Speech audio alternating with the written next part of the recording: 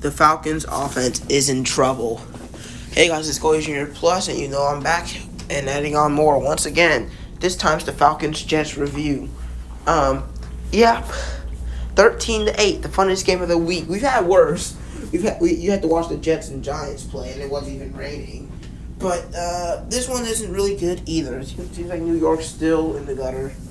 Thought Jets were going to get better, but without Aaron Rodgers, their team is terrible. They played like 4 quarterbacks. They played Rodgers, Wilson, Boyle, and now Trevor Siemian, who didn't do well either. Literally none of them could get anything going. The Falcons win 13-8. Ritter and the Falcons do just enough to pull out an ugly, emphasis on ugly, 13-8 win over struggling Jets. The rain was falling, penalty flags were flying, and the Falcons kept slugging away. Now, first I'm going to talk about the positive, because the negative, there's a few things.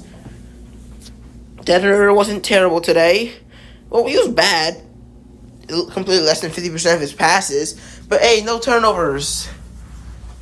He's still mid, though. What else went well for us? Kyle Pitts got some targets. He only caught half of them. It wasn't an amazing day, but it was fine. We fumbled 3 times, and we recovered all of our own, so that's pretty good. And we also forced 3 fumbles. So, yeah, our defense was really good. That's the main, positive of this game. Our defense was amazing, including Jesse Bates, who had his 5th interception of the season. Bud Dupree had 2 sacks, 2 tackles for loss, and 2 QB hits. And we just kept it on coming, just pretty much destroyed any chance the Jets thought they had of winning, because they could not score. Defense kept bailing out the offense. Another positive is that neither quarterback had a good completion percentage at all. Neither of them even averaged 6 yards per attempt. Both of them were sacked a couple times. The Jets could not run the ball at all. Breece Hall averaged 1.2 yards per carry. Just not a good day at all for the Jets rushing. And we have one of the best rushing defenses in the NFL, so I'm not very surprised. Trevor Siemian fumbled 3 times. Maybe they should have just kept Boyle in. My goodness. But he did really sail that pass over Garrett Wilson's head. I feel bad for the 74,000 people that came to this game, because it was probably not fun to watch. But next, we've got the negative. Our run game. Bijan started getting it going later in the game, but early on, he was 6 carries for 2 yards. He was not good at all. You can't have it every week. I think this is his first rain game, or maybe his second. Bijan's still amazing, but just not his best showing after last week, where he was amazing. What else wasn't good? Drake London we had 5 targets, only caught 1 of them. That's not good. Any more negatives? Yeah, fumbling 3 times. Luckily, we recovered all of them, but we not need to lose the ball this much, even if it is in the rain. If even one of these fumbles are lost, there's no guarantee that we will have won this game. Any other negatives? Oh, yeah. Our offense in general. It's terrible. We put up 13 points. 13 points.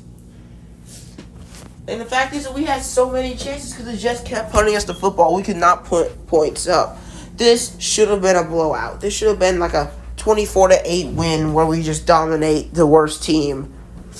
Especially probably the worst team offensively, the Jets. But no, we try to have a battle to see who's the worst offense in the NFL. Sadly, we lost that battle and ended up with a better offense. But, it's just so sad to see players like Robinson, Pitts, and London on the same team, and none of them even reaching 60 yards in the game. Well, maybe Robinson did total yards, but even so, it's just that we're so run-dependent.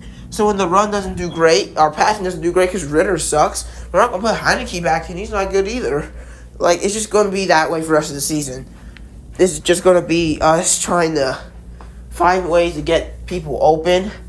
And I feel like any game where our run game doesn't do well, we have a very low chance of winning. But that's basically the major negative. Other than that, I guess you say Gibson and Garrett Wilson torched Akuda, but it's just one game. He's been all right this season. He has been. Oh yeah, there's one more negative. It's the flags. We had a ton. Pretty sure the Jets had more, but both teams had a good amount of penalties. And when I say good amount of penalties, I mean terrible amount of penalties. Yeah, just at 11. But 6 for 55 yards isn't particularly good either. So, yeah, that's our final negative. But that's what I want to do before I end this. is going to the Falcons' schedule and standings. We have 5 more games against the 5-7 Bucks, the 1-11 Panthers, the 7-5 Colts, the 4-8 Bears, the 5-7 Saints. I think any less than 3 wins is a huge disappointment for how this schedule is looking. The Panthers should be a free win. The Bears should be a free win. I would be fine if we won one of the.